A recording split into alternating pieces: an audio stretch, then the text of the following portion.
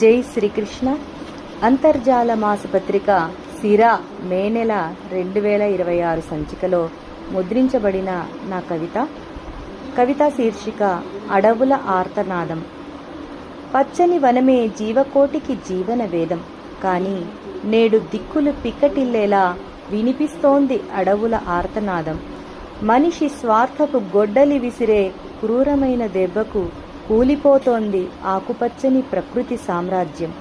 విహంగాల కిలకిల రావాల మధుర సంగీతం మూగబోయింది. వన్యప్రాణుల స్వేచ్ఛా విహార కాంతి అంతమైపోయింది.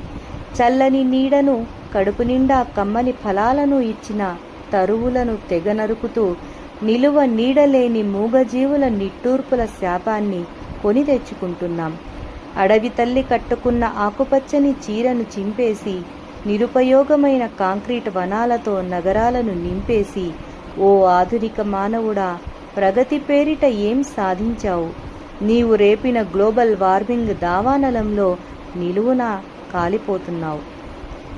ప్రచండమైన వేసవి సెగలకు భూమాత హృదయం బీటలు వారుతుంటే, గుక్కెడు తాగునీటి కోసం పల్లెలు నగరాలు తల్లడిల్లుతుంటే, స్వయంకృత అపరాధాన్ని గ్రహించి ఇప్పుడైనా కళ్ళు తెరుద్దాం.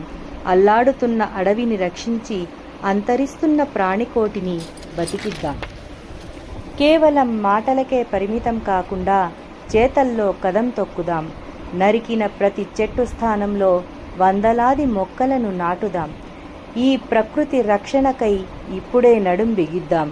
అవని గుండెల్లో రగులుతున్న తాపాన్ని చల్లార్చేందుకు, అడవి తల్లి పెడుతున్న రోదనను సంతోష గీతంగా మార్చేందుకు ఇకనైనా పర్యావరణ వినాశనానికి చరమగీతం పాడుదాం. రాబోయే ఉజ్వల తరాలకు స్వచ్ఛమైన ఆక్సిజన్ను, పచ్చని భవిష్యత్తును అందిద్దాం. మీ కరణం పద్మజ.